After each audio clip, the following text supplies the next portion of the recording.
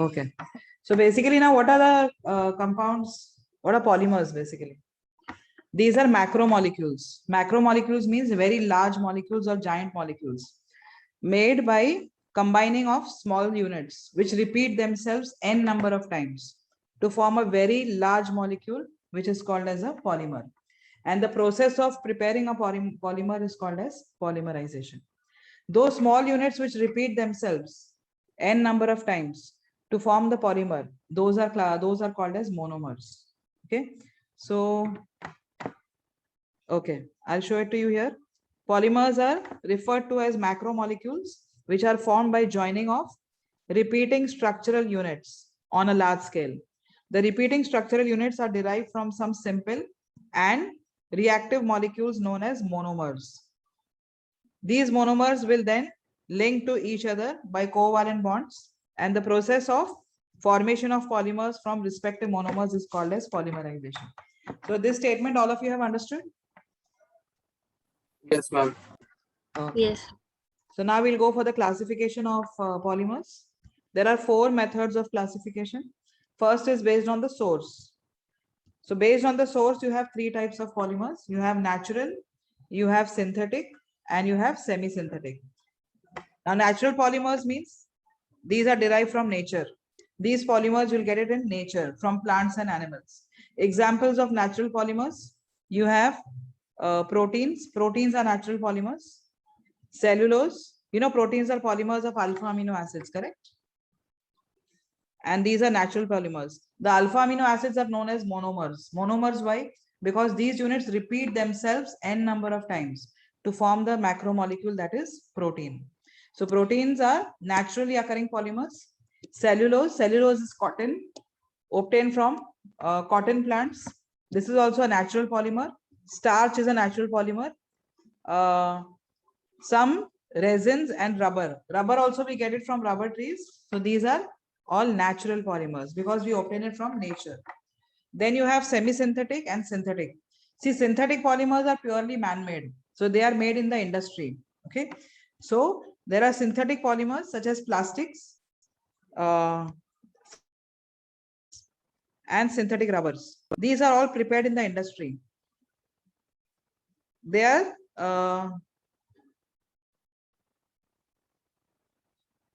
these are not man-made. Acha, sorry. They are not obtained from nature. They are man-made. Okay. Man-made means they are made in the industry. So you have synthetic plastics, synthetic rubbers, and synthetic fibers. These are all man-made means they are prepared in the industry. Now semi-synthetic polymers kya hote hain? For semi-synthetic polymers, the raw material is obtained from the nature. So you have a naturally occurring substance. That raw material is taken from the nature and it is processed further to improve its qualities in the industry. Fine. So the raw material is taken in from the nature. It is processed further to improve its properties and then sold. So such polymers are classified as semi-synthetic. Semi means partially synthetic. So cellulose is obtained from nature. Cellulose को अगर acetylation करते हैं तो cellulose acetate बनता है. So cellulose acetate is a semi-synthetic polymer. This is also known as rayon. Why it is semi-synthetic? Because cellulose is obtained from nature. Acetylation is done on that to convert it into rayon, which is cellulose acetate. So this is a semi-synthetic polymer. Even cellulose nitrate. This is also a semi-synthetic polymer. Cellulose is obtained from nature. Nitration is carried out on that to convert it into cellulose nitrate. So this is also a semi-synthetic polymer. This first classification, all of you have understood based on source? Yes. Yes. Okay. So based on source, you had natural, semi-synthetic, and synthetic polymers. Next is classification based on the polymerization reaction, the reaction involved. Okay. So under this, you have addition polymerization, which is also called as step growth polymer. Okay. Addition polymerization, basically here, one single monomer, it adds to other molecules, other same molecules to form the polymer molecule. There is no loss of small molecules here. So that is called as addition polymerization or what you say, chain growth polymerization. See here what happens is the molecule having a pi bond. Say for example, if I take ethene. ethene has a pi bond. Are you able to see the marker? What I've written? Yes, ma'am. Yes. Yes, ma'am. So what can happen here is in ethene, the pi bonds can break homolytic in ethene.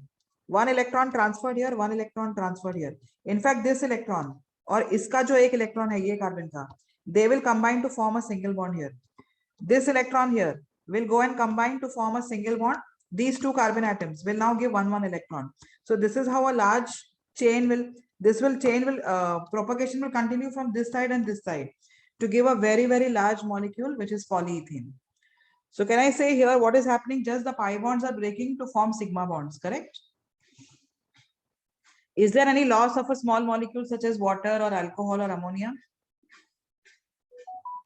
No, ma'am. No, ma'am. No, only the pi bonds are breaking down to form the sigma bonds and long chains are being formed here.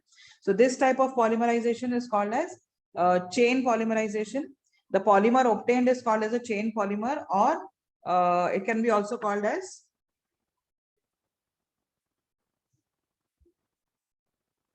addition polymer. Where it went? 1 minute.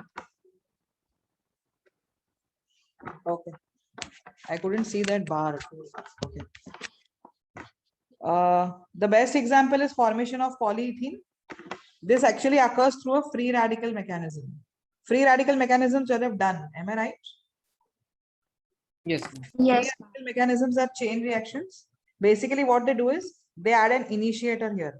The initiator taken here is benzoyl peroxide. You can use any peroxide here. Peroxide, you know, the bond between the oxygen and oxygen, the single bond is very, very weak. So how would you expect this bond to break? Can I say homolytic? The initiation can be carried out using a photon of light or even heat. This peroxy bond breaks homolytic. One electron is taken by this oxygen and the other electron by this oxygen, resulting in formation of these benzoyl what do you say, free radical. अब इसमें क्या होगा? Because of this oxygen, unstable oxygen, this CC bond also will break homolytic. One electron from here and one electron from here will pair up to form a double bond. So can I say this will result in the formation of carbon dioxide? Yes, ma'am. And this electron will be taken up by the phenyl group, forming the phenyl free radical. This initiation step, all of you have understood? Yes. Okay. Now this phenyl free radical will break the pi bond of ethene, homolytic. Again, the phenyl group here will combine with the carbon here to form a single bond, and one free radical will be formed here. ये समझा है? Second step. Yes. Yes. Now the chain propagation will start. Chain propagation means one free radical will give rise to another free radical. तो ये ऊपर जो free radical बना है, that will now combine with more of ethene. See, this free radical has been formed.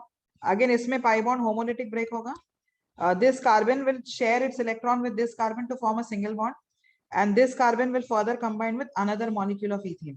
So this is how the chain propagation starts, and you'll have a large number of these CH2 groups in between the final free radical. समझा है ये? Propagation समझा है? Yes, ma'am. Okay. अब finally termination भी होगा. Termination में क्या होता है? दो बड़ी chains जो end में जिनके पास free radicals हैं, they will come close together. And those two free radicals will then combine. तो ये एक chain है, ये दूसरा chain है.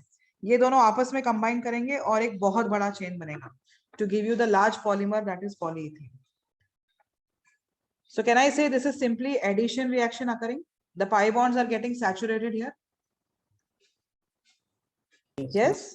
So these types of Yes, polymers, ma'am. where the polymer is formed by simple addition reactions, they are called as addition polymers or chain growth polymers. कुछ भी doubt है यहाँ तक? No. Okay. Now these type of polymers, can I say I'm using a single monomer for this, that is ethene?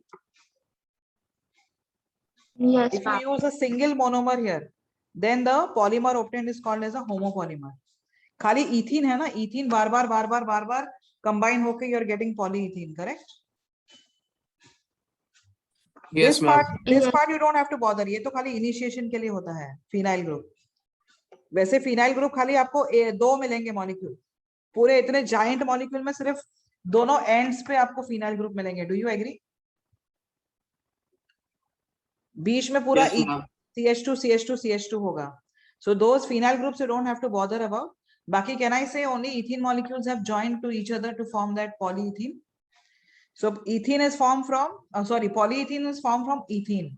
So you are using only one monomer, so it is, the polymer is going to be called as a homopolymer. So basically homopolymers are those compounds which are formed from a single monomer. Is this part understood? Yes, ma'am. Okay. कुछ भी doubt है यहाँ तक? No. Am I going fast or something? Ma'am हाँ बोलो. Ma'am इसमें ethene के साथ बेंजीन रिंग भी तो यूज हुई, तो ये सिंगल टाइप का कैसे नहीं, मोनोमर? एक ही इथीन ही पॉलीमराइज हो रहा है ना, वो तो खाली इनिशिएशन के लिए मैंने ऐड किया है ना. हाँ ठीक है मैम, ठीक है पेरोक्साइड मैंने सिर्फ इनिशिएशन के लिए ऐड किया है, करेक्ट. मैम. इनिशिएशन में और वो टर्मिनेशन में वो फिनाइल आएगा खाली, दोनों जगह. बाकी जितने प्रोपगेशन स्टेप्स है उसमें खाली इथीन इन्वॉल्व होगा, correct. Okay ma'am. So it's a polymer of ethene, so that is why it is a homopolymer. Got it? Yes ma'am. Now formation of Buna S. Buna S I'm showing you here. This is a copolymer. Copolymer because इसमें दो अलग units join होते हैं. This is, ये Bu जो आता है वो butadiene से आता है, और ये जो S आता है वो styrene से आता है. Okay, so this is a polymer of butadiene and styrene. अब ये देखो, ये butadiene है, buta 1,3-diene, करेक्ट. और इसको स्टाइरीन बोलते हैं. ये समझा है, ब्यूटा 1,3-डाइन. Yes ma'am. और ये स्टाइरीन है. Styrene is nothing but vinyl benzene. Vinyl group पता है ना क्या होता है? Yes, yes ma'am. मैम. हाँ. So I will just show it to you कैसे होगा ये रिएक्शन. This is butadiene. This is going to combine with styrene. Styrene I am writing this C6H5 like this. Okay. अब इसमें pi bonds homolytic break होंगे. एक electron इस carbon पे जाएगा, एक इलेक्ट्रॉन इस कार्बन पे आएगा, इसका इलेक्ट्रॉन यहाँ. तो कहना है ये दो कार्बन शेयर करेंगे और डबल बॉन्ड यहाँ बन जाएगा. Yes, ma'am. ये इलेक्ट्रॉन यहाँ जाएगा, ये इलेक्ट्रॉन यहाँ आएगा, तो इनके बीच में सिंगल बॉन्ड बनेगा. समझा? Yes, ma'am. ये इलेक्ट्रॉन आगे कंबाइन करेगा. This will again combine with another molecule of butadiene. आ रहा है समझ में? तो इसका इलेक्ट्रॉन ब्यूटाडाइन का यहाँ शिफ्ट होकर यहाँ बनेगा. ये इलेक्ट्रॉन यहाँ, ये इलेक्ट्रॉन यहाँ होके यहाँ डबल बॉन्ड बनेगा. ये इलेक्ट्रॉन आगे जाएगा. This will then combine with styrene. So can I say दो अलग यूनिट्स कंबाइन हो रहे हैं इसमें, ब्यूटाडाइन और स्टाइरीन. ये कंबाइन कर रहा है स्टाइरीन के साथ, फिर ये स्टाइरीन कंबाइन कर रहा है ब्यूटाडाइन के साथ. ये ब्यूटाडाइन किसके साथ आगे कंबाइन करेगा? Styrene. हाँ. और ये ब्यूटाडाइन इस तरफ किससे कंबाइन करेगा? So can Styrene. I say here there are two monomers here, styrene and butadiene. Yes, ma'am. So these type of polymers are called as copolymers. Copolymers में monomers अलग अलग होते हैं, but homopolymer में क्या होता है? एक ही monomer होता है जो बार बार repeat करता है. Have you understood this? Yes ma'am. Okay.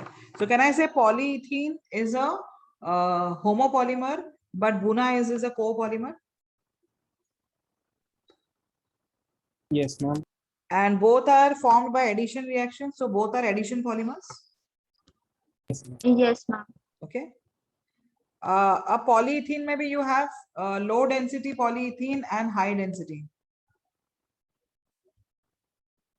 ये low density का आपको क्या याद रखना है इसमें? I'll just tell you. Low density में you have to supposed to know the pressure involved in preparing that low density polyethylene and the temperature. And what is the initiator used here? Initiator क्या use किया है यहाँ पर? Can I say oxygen या peroxide use किया है? Correct? Low density polyethylene को LDPP बोलते हैं. फ्री रेडिकल एडिशन जो मैंने ऊपर सिखाया, याद है कैसे हुआ पॉलीइथीन का?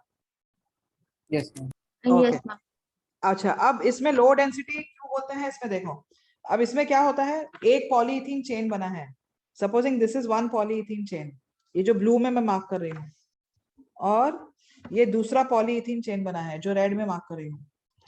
अब इन दोनों के बीच में क्या होता है, एक पॉलीइथीन चेन जो बना है, सपोजिंग देखो ऐसा है, wait,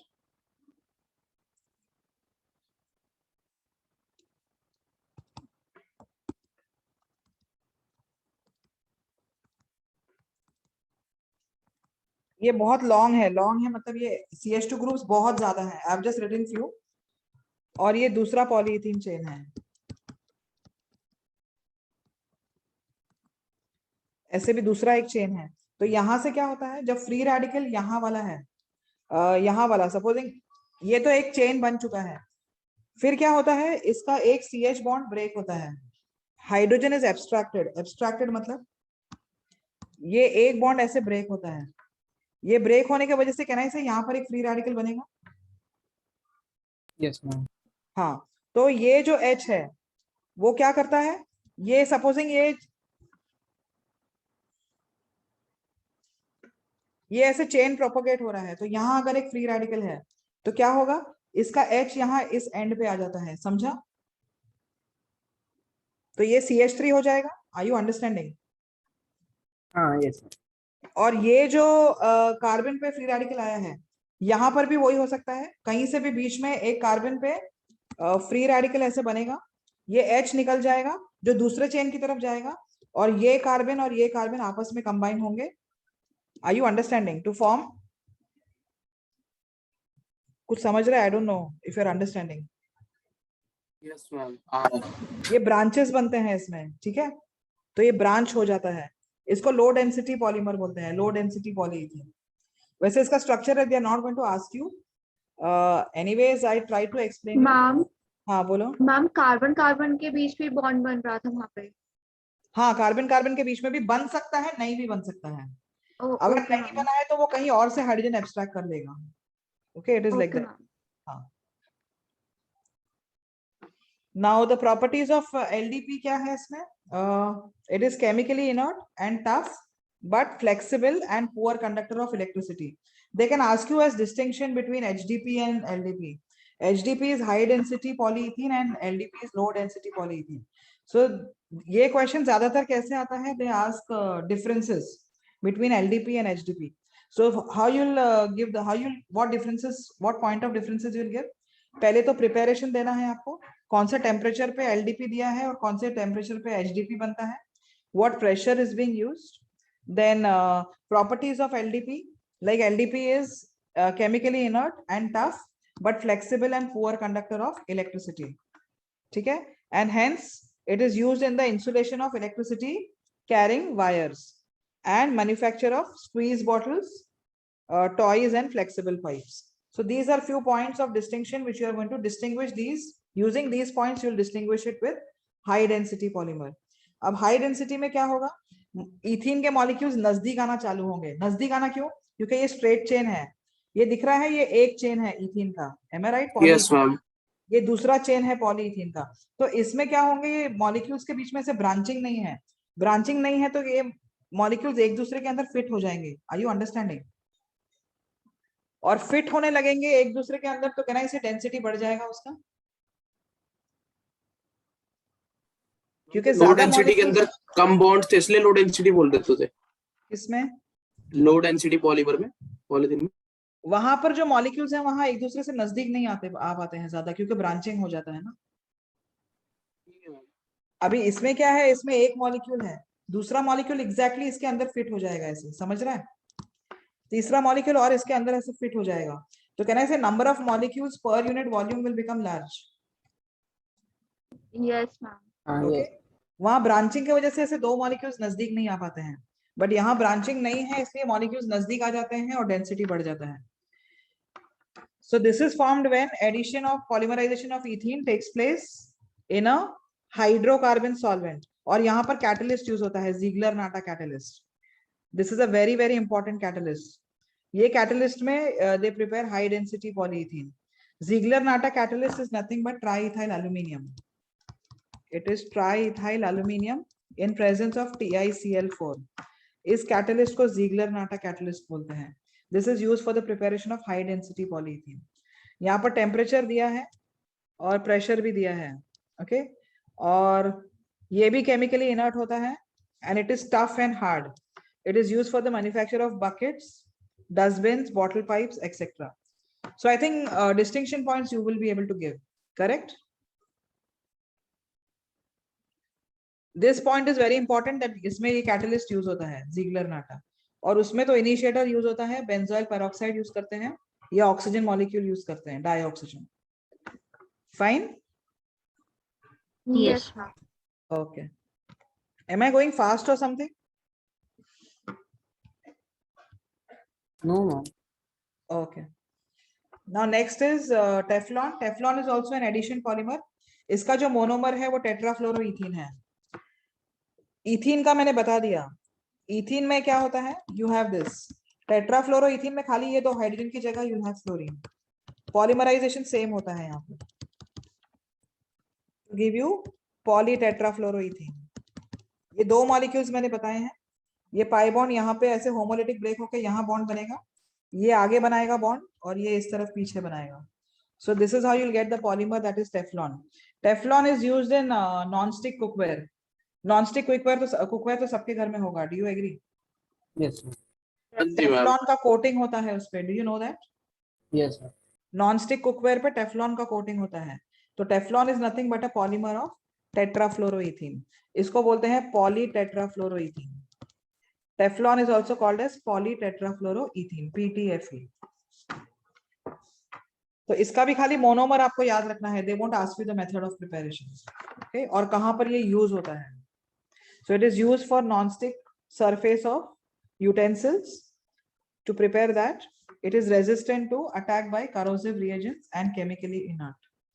It is manufactured by heating tetrafluoroethene with a free radical or persulfate catalyst at high pressures. Fine. Basically, they'll ask you monomer only iska. They won't be asking you the method of preparation. Then PAN है polyacrylonitrile. Polyacrylonitrile का short form है PAN. Okay. Now this is obtained from acrylonitrile. ये होता है acrylonitrile. ये भी उसी तरह से कंबाइन करेगा।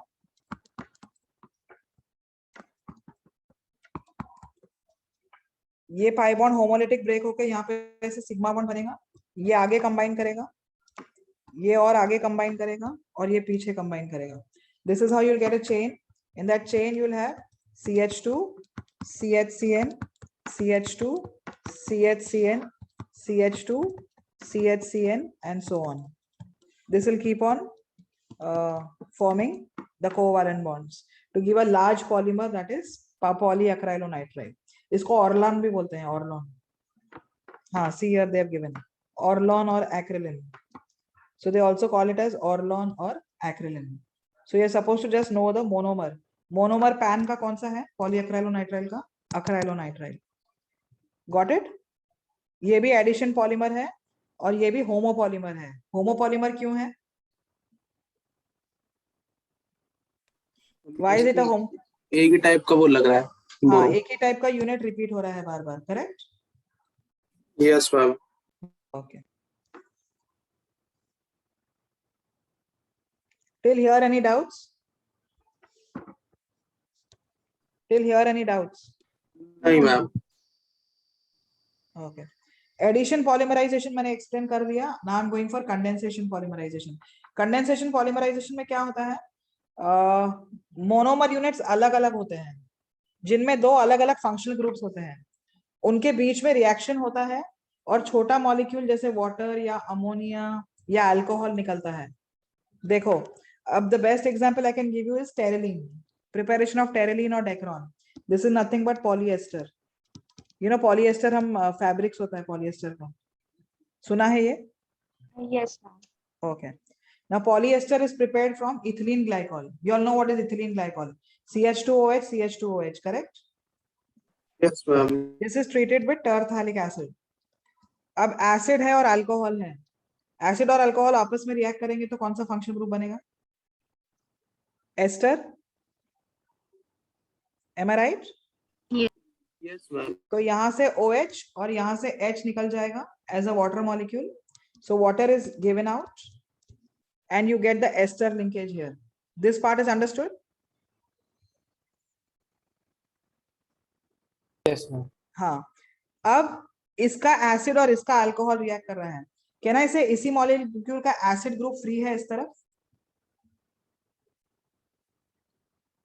कार्बोक्सिलिक एसिड ग्रुप फ्री है ना यहाँ पर? Yes, ma'am. तो ये आगे जाके इथिलीन ग्लाइकॉल के साथ कंबाइन कर सकता है, फिर इसका OH और इसका H निकलेगा और एस्टर ग्रुप और बनेगा इस तरफ, am I right? Yes ma'am. और इस तरफ अल्कोहलिक ग्रुप फ्री है, तो ये किसके साथ कंबाइन करेगा आगे जाके? थैलिक एसिड के साथ, सॉरी टरथैलिक एसिड के साथ। तो इसका H और इसका OH निकलेगा। Are you understanding? हाँ यस मैम। फिर ये आगे किसके साथ कंबाइन करेगा? इथिलीन ग्लाइकॉल टरथैलिक एसिड के साथ। और ये आगे किसके साथ कंबाइन करेगा? इथिलीन ग्लाइकॉल के साथ। So can I say here I'm using two different monomers? I'm using terthalic acid and I'm using ethylene glycol. So this is going to be called as a copolymer. Did you understand this? And it is also a condensation polymer. It is not an addition polymer. Why is it a condensation polymer? Addition polymerization कैसे होता है? खाली pi bonds जो break होते हैं वो sigma bonds बन जाते हैं and there is no loss of any molecule, correct? Yes ma'am. Yes, ma'am. इसमें can I say water molecule is being lost at every stage? Yes ma'am. Yes, ma'am. So this is the condensation polymer. Condensation polymer में इसको step growth polymer भी बोलते हैं condensation को, और ये co-polymers होते हैं ज्यादातर क्योंकि इसमें दो अलग molecules with two different functional groups. They first react. They lose a small molecule of water या alcohol या ammonia, and then they combine from either side to increase the chain. Fine. So step growth polymer होता है condensation polymer, and usually they are copolymers because you need two different compounds with two different functional groups. Till here, any questions? Anything which you have not understood?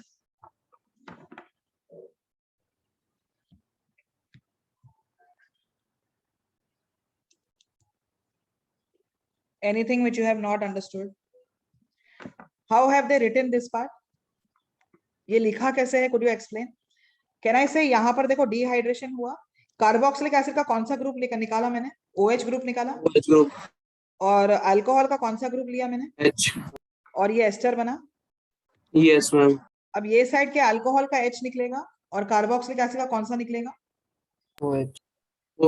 हाँ, तो इसको फिर आप bracket में लिख लो, ये एक यूनिट है और कितनी बार ये रिपीट होगा ये सेम यूनिट? 10 टाइम्स।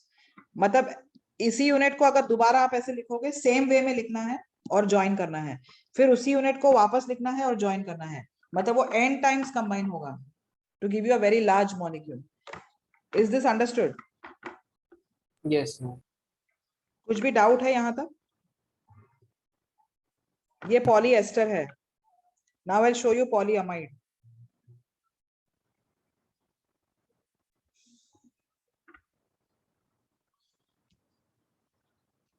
ये भी कंडेंसेशन पॉलीमर है, nylon 66। Now why do we call this as nylon 66? Nylon 66, ये जो दो नंबर्स है 66, it is because of the number of carbon present in each monomer.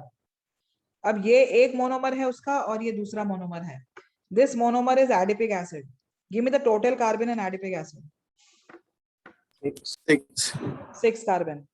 Give me the total carbon in hexamethylene diamine. 6. So can I say both have 6 carbon? Yes. And that is why this polymer is going to be called as nylon 66. You understood? Yes ma'am. Yes, ma'am. This was prepared at the same time. This polymer was prepared at the same time in New York and London. So both these countries, they submitted their thesis exactly at the same time, same minute, same second. दोनों ने साथ में thesis को submit किया, इसलिए इसका नाम भी नाइलॉन पड़ा। Nylon comes from the word New York and London. Fine. सो दोनों कंट्रीज ने साथ में इसका थीसिस सबमिट किया, इसीलिए इसका नाम ही नाइलॉन 66 पड़ा। Fine. So now this is also a condensation polymer. This is obtain from adipic acid and hexamethylene diamine. Adipic acid में 6 कार्बन होते हैं, CH2 ग्रुप्स 4 होते हैं और दोनों एंड्स पे you have the carboxylic acid groups. Hexamethylene diamine में again 6 methylene groups होते हैं और दोनों एंड्स पे you have the NH2 group. तो यहाँ का OH निकलता है और इसका क्या निकलता है? H निकलता है। So OH from here and 1 H from here is removed as what? A water molecule? Yes ma'am. So this C double bond O will join with NH here to form this amide linkage. समझा? Yes. Yes, ma'am. ये C double bond O और ये NH है जो amide linkage बना है. Can I say अब ये hexamethylene का hexamethylene diamine का NH यूज हुआ है तो इस साइड उसका NH2 फ्री है ये वाला. इसमें से H यूज होगा एक. हाँ उसका H निकलेगा और वो दूसरे एडिपिक एसिड से कंबाइन करेगा इस तरफ. Am I right? Yes, ma'am. और इसका एडिपिक एसिड का ये C double bond O OH free था तो this will combine with hexamethylene diamine उसके अमाइन से रिएक्ट करेगा और ये रिपीट होते जाएगा बार बार n times to give you a very large polymer that is nylon 66. See, nylon 66 is used for making sheets, bristles for brushes. Toothbrush पता है toothbrush? Toothbrush में जो bristles होते हैं वो इसके बने हुए होते हैं. And it is also used in preparing cloth. Nylon cloth भी बनता है इससे. ओके, टेक्सटाइल इंडस्ट्री में यूज होता है. नायलॉन 66 समझा है सबको? Yes, ma'am. Okay, so now I'll go for nylon 6. Just give me one moment. I just want to switch on my AC. Just 1 minute.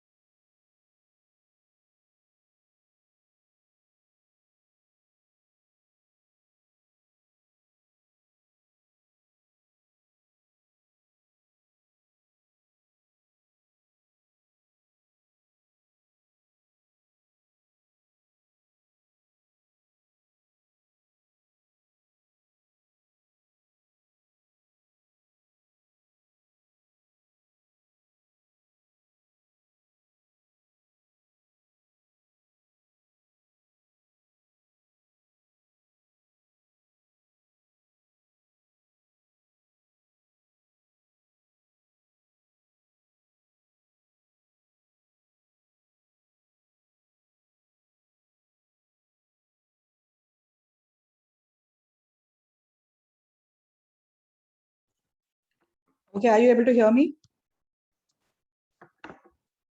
Yes, ma'am. Yes, ma'am. Yes, ma'am. Okay. यहाँ तक कुछ भी doubt है? कुछ ऐसा है जो नहीं समझा है?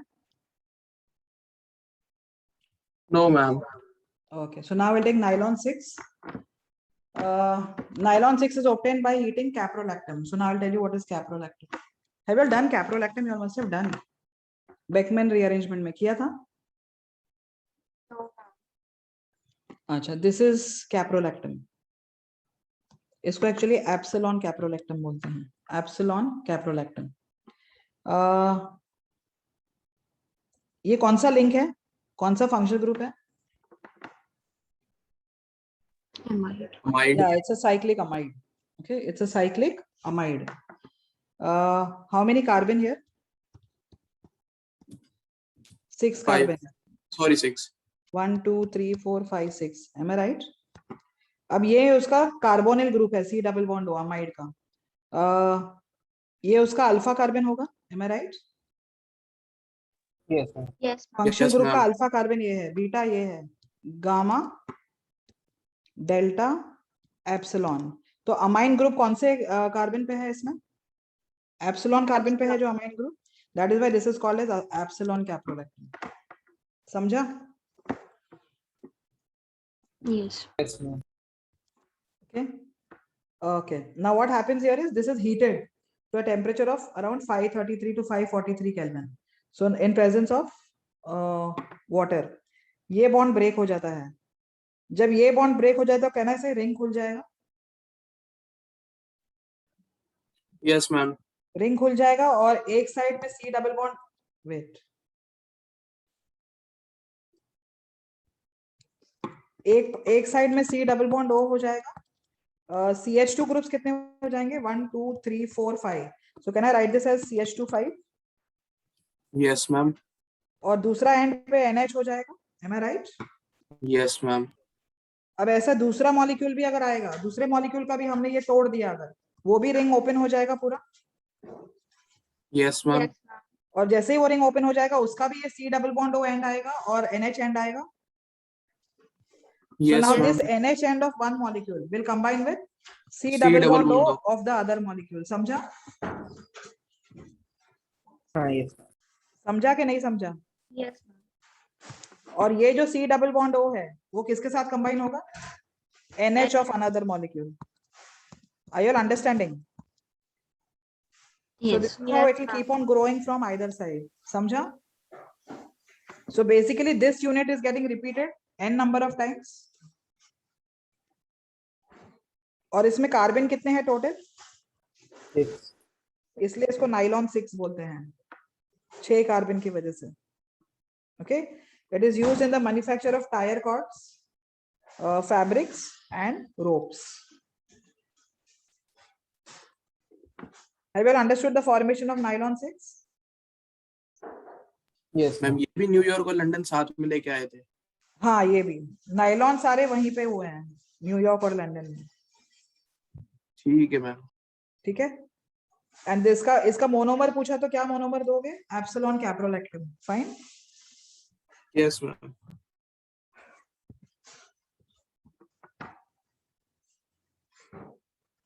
ये जो ऊपर के मैंने दोनों किए वो पॉलीअमाइड्स हैं. नाइलॉन 6 और नाइलॉन 6 बोथ आर पॉलीअमाइड्स. पॉलीएस्टर में मैंने ऑलरेडी एक कर लिया है, ये वाला डैक्रॉन या टेरेलिन. पॉलीएस्टर देखो, ये ऊपर वाला मैंने अभी सिखाया था ना, ये वाला. Yes ma'am.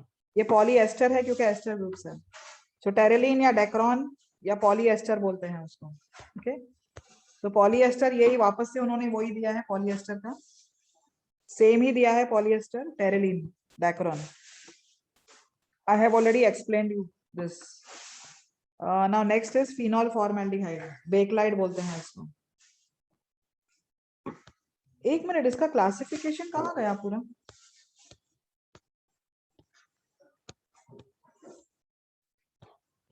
मैंने कुछ मिस किया क्या? नहीं मैम, ऐसे ही चल रहा है पेज में. नहीं, मैंने कुछ तो क्लासिफिकेशन मिस किया है शायद.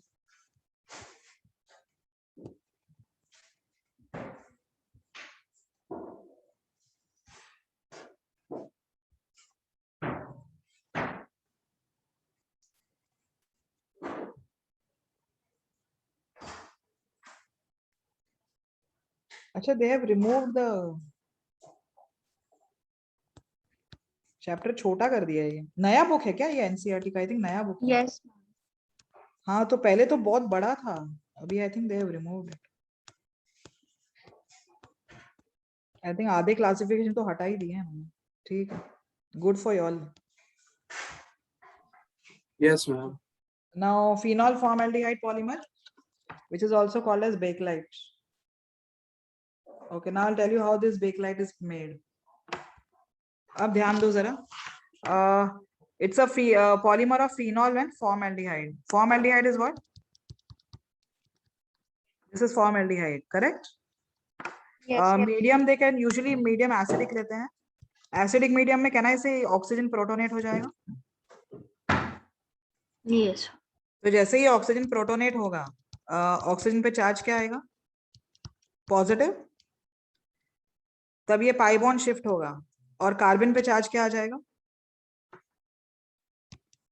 पॉजिटिव आएगा. Do you agree? Pi electron shift होंगे ना ऑक्सीजन के पास. हाँ yes यस मैम. तो कार्बन पे चार्ज क्या आ जाएगा इस कार्बन पे? So this carbocation it acts as an electrophile. Electrophile phenol के कौन से पोजीशन पे अटैक कर सकता है? रिंग पे. कैन आई से ortho para? yes So this CH2OH can attack the ortho position of phenol. It can attack both ortho and para. In fact, it can attack all three positions: ortho, para, ortho. ये समझा है? ये तीनों बनते हैं. Did you understand this? Yes, ma'am. Okay. Now what happens? अब ये वाला जो है वो लिया जाता है, n molecules लिए जाते हैं उसके.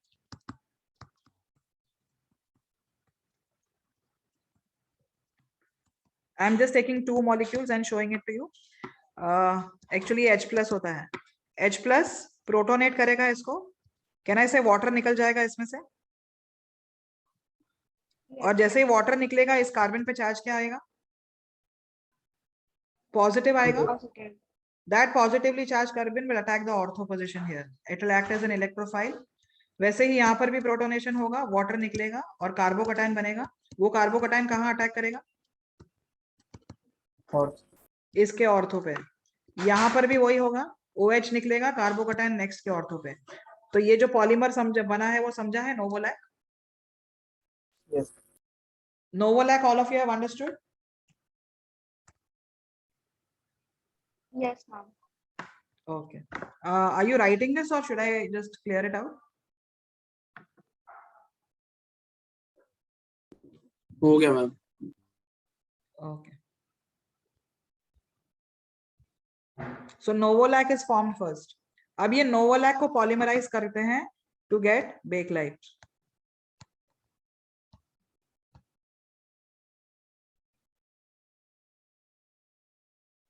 अब ये देखो कैसे बना है, I'll just explain it to you.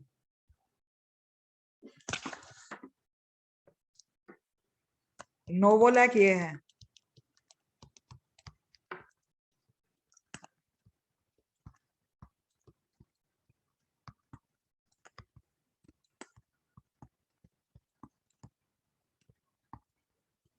ये ऐसे कंटिन्यूस होता है दोनों तरफ. Okay, now this is made to react with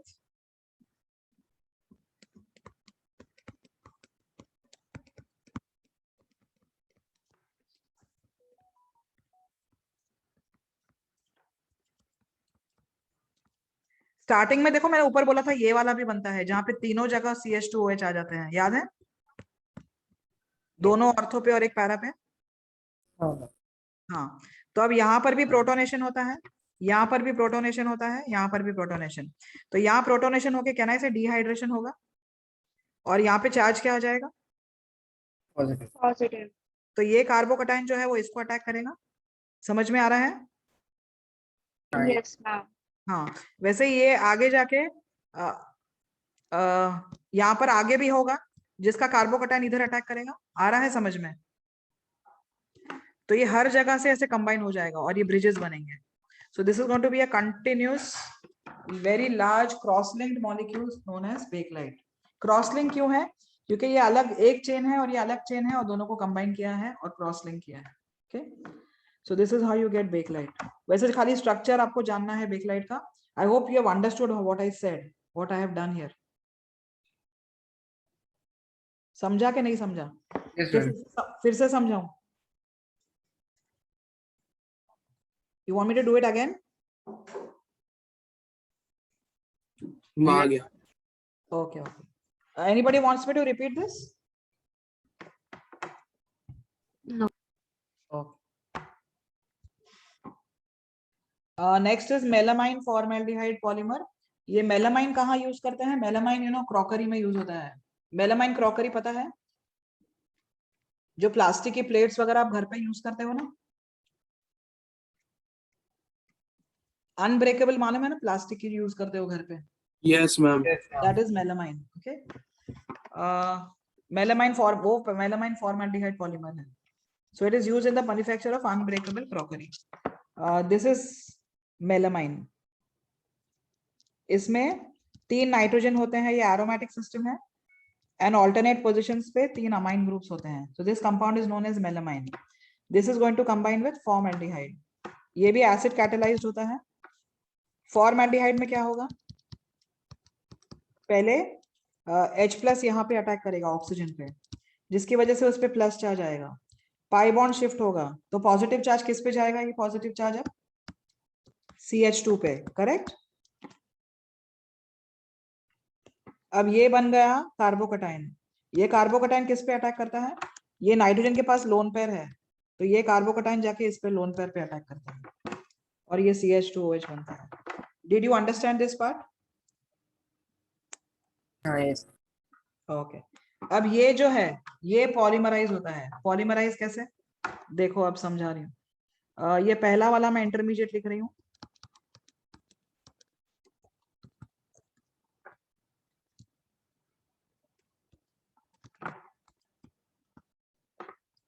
यहाँ पे आपका CH2OH आ गया।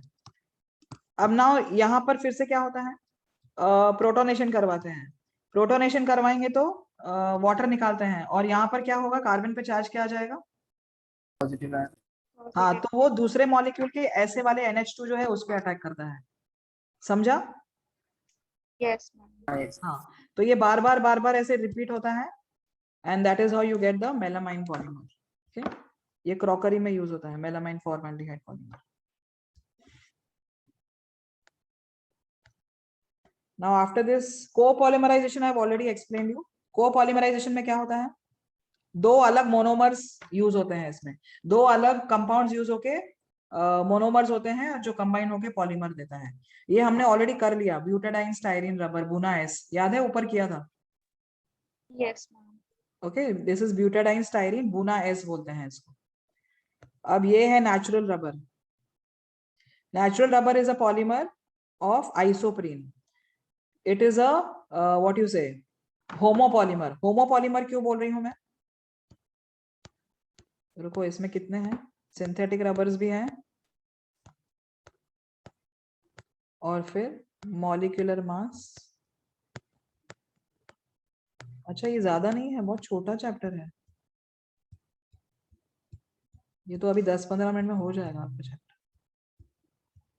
आई थिंक निकाला है इसमें से, they have reduced.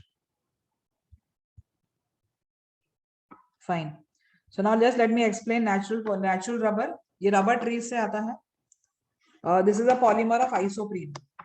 Isoprene is this 2-methyl butadiene.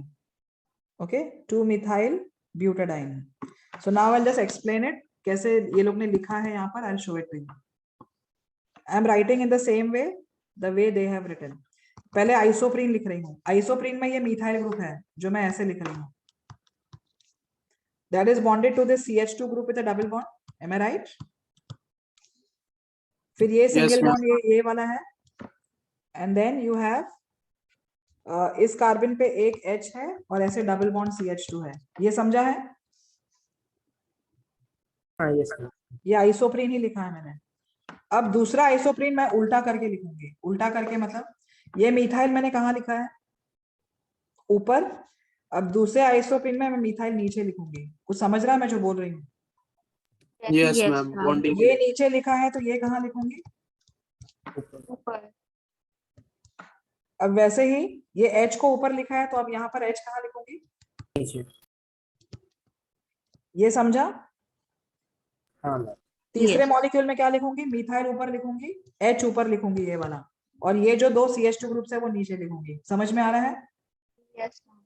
अच्छा, अब क्या होगा, ये जो पाई बॉन्ड्स हैं ये होमोलिटिक ब्रेक होंगे।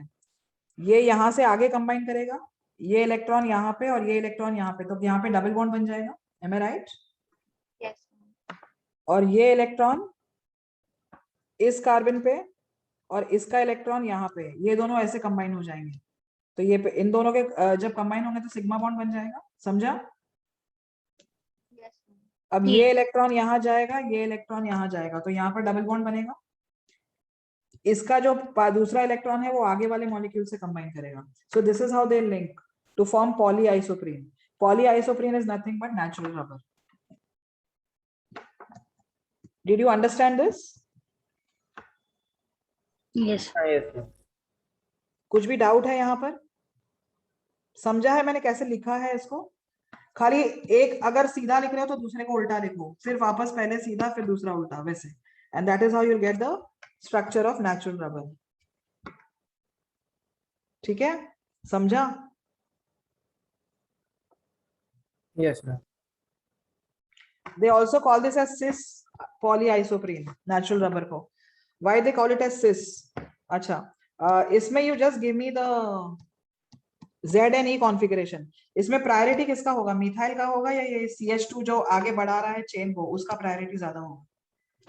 Can I say this is higher priority, this is lower priority? Yes ma'am, वो सब्स्टिट्यूएंट है ना CH3। हाँ, अब इनमें से दोनों किसका प्रायोरिटी है? मैम जो चेन से जुड़ रहा है। Higher priority, lower priority, correct? So can I say similar priority groups are on the same side of the double bond? Yes, ma'am. तो इसको Z आइसोमर बोलेंगे, Z या तो सिस भी बोल सकते हैं, समझा? Yes. Okay, that is why it is cis polyisoprene. Natural rubber is cis polyisoprene.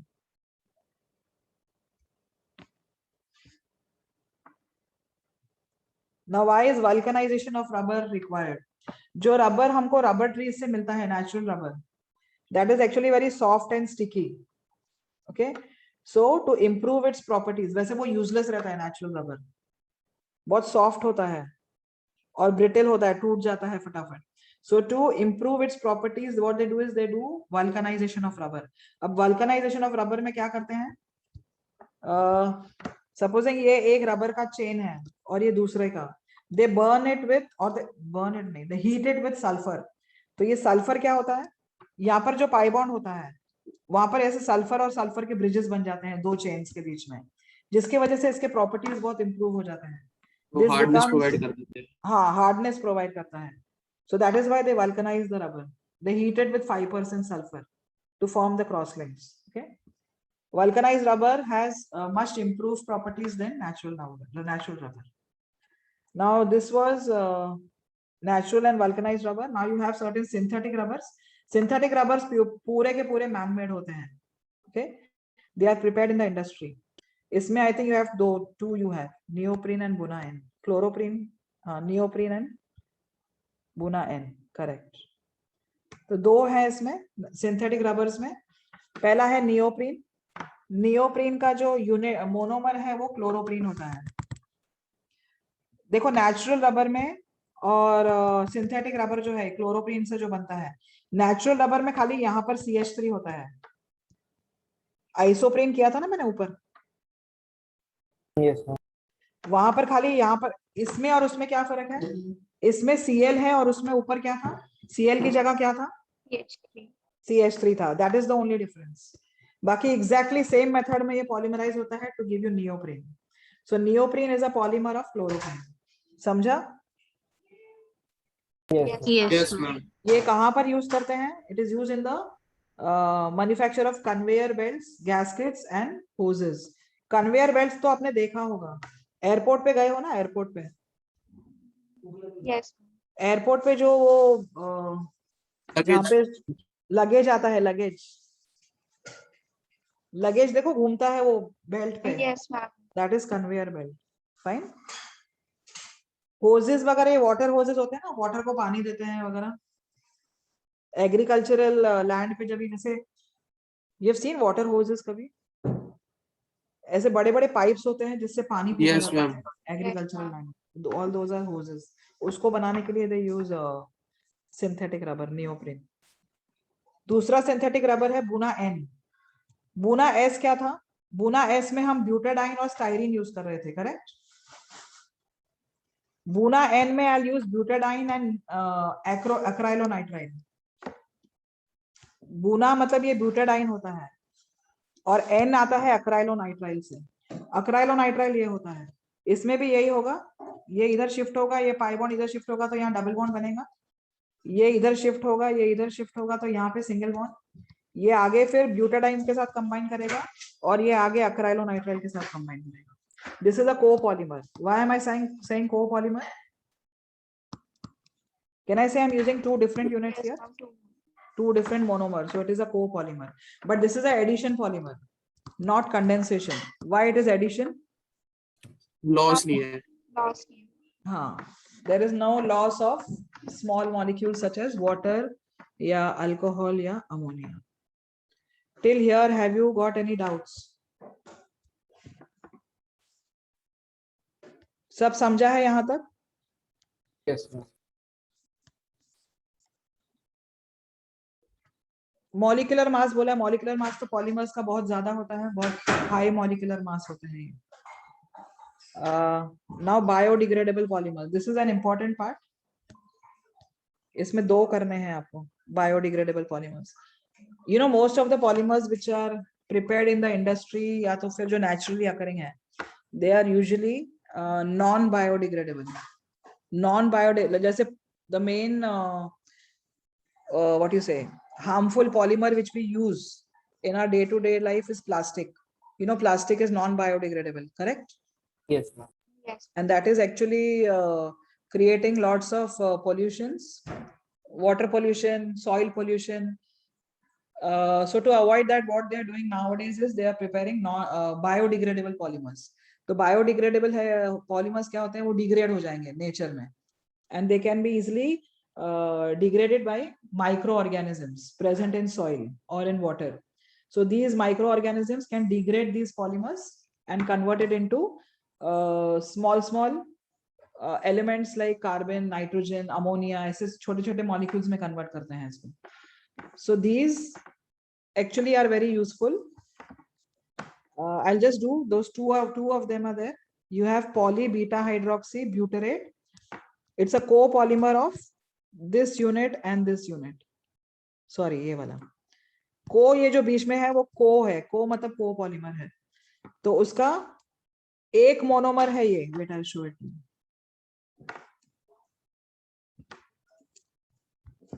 उसका एक मोनोमर है ये और दूसरा मोनोमर है ये दोनों आपस में कंबाइन होके कोपॉलीमर बनाते हैं जिसको बोलते हैं PHBV. okay? अब पहला जो है beta hydroxy ब्यूटेरेट,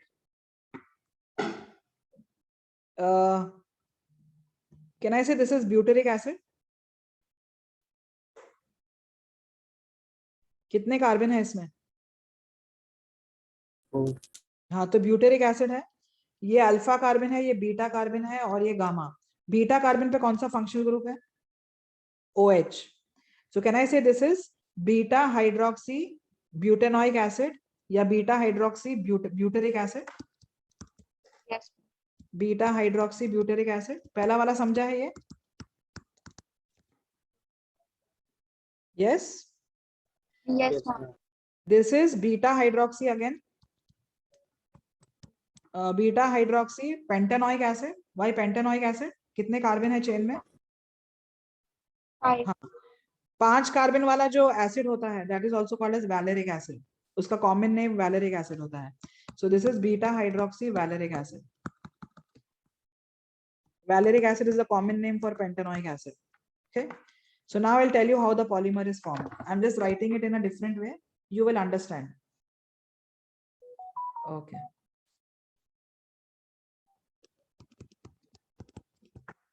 I'm writing the first molecule. नहीं रुको. Next carbon पे है OH.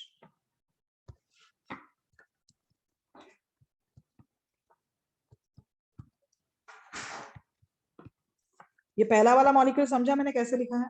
खाली ये CH3 को नीचे लिख लिया और OH को लेफ्ट में लिखा है, करेक्ट? हाँ. अब दूसरा लिख रही हूं.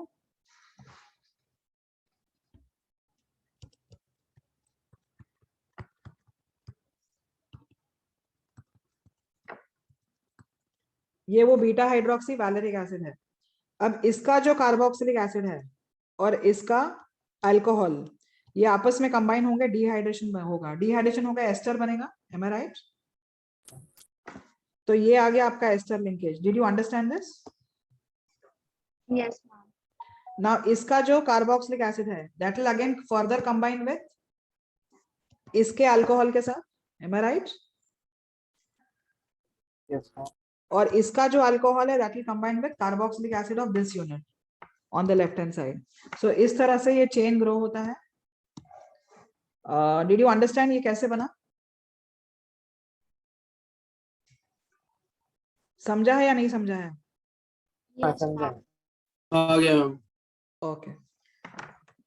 So this is poly beta hydroxy butyrate and valerate. Okay. Poly beta hydroxy butyrate and valerate. मतलब दो अलग कार्बोक्सिलिक एसिड यूज किए हैं मैंने, ब्यूटेनोइक एसिड और पेंटेनोइक एसिड वाले. तो इसके पॉलीमर को वो बोला जाता है. Now the last polymer which you have to do is nylon 2 nylon 6. ये भी बायोडिग्रेडेबल पॉलीमर है. नाइलॉन 2 नाइलॉन 6 में खाली एक ही चेंज है. यहाँ पर नाइलॉन 6 मैंने ऊपर किया था. यहाँ पर ये जो है इसमें देखो, तो मेरा चला गया, रुको. Are you able to see the?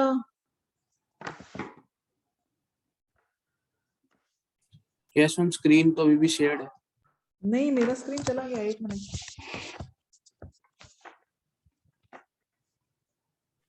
वो जूम मीटिंग में कभी कभार ग्लिच हो जाता है।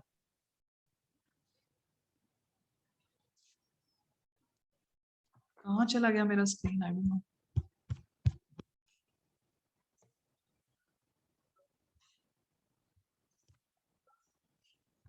नहीं, स्क्रीन ही चला गया मेरा। 1 minute, I'll have to share it again.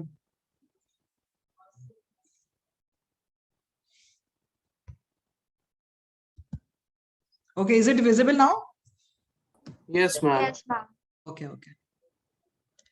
Now nylon 2, nylon 6 में जो दो मोनोमर्स है वो मैं दिखा रही हूँ यहाँ पर। You have NH2, CH2, COH, ये होता है ग्लाइसिन। इसको ग्लाइसिन बोलते हैं, अल्फा अमीनो एसिड है ये। फंक्शनल ग्रुप कार्बोक्सिलिक एसिड है और यहाँ अमाइन है। This is now going to combine with NH2, CH2 5 times, COOH। तो यहाँ पर ये OH और ये H निकलेगा, डिहाइड्रेशन होगा और कौन सा बॉन्ड बनेगा? C double bond O NH, correct? Can I से अमाइड लिंकेज बना है?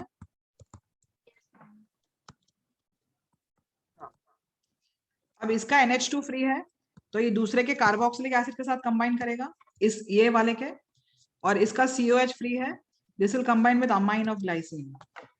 This is how the chain will grow. Okay, तो you can, will you be able to write the structure of this polymer? Yes ma'am. अच्छा, अब इसमें carbon कितने हैं total? 2 carbon है, और इसमें कार्बन कितने हैं total? 6। That is why it is called as nylon 2, nylon 6. Got it? Yes ma'am. Yes, ma'am. Okay.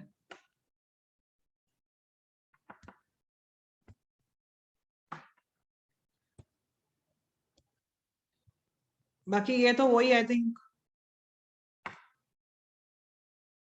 Phenol formaldehyde, bakelite, polystyrene, polypropene, ये सब दिया हुआ है, ये खाली एक बार रीड भी कर लोगे तो आ जाएगा। So this chapter is done. That means your organic is over today. Fine, एक बार ये चैप्टर रीड कर लेना अच्छे से, समझ में आ जाएगा। I don't think there will be any problems. कुछ नहीं समझता है तो you can ask me next class. Next class I will be discussing the biomolecules का module. I have told you all, correct? Yes, ma'am. Okay. So can I stop?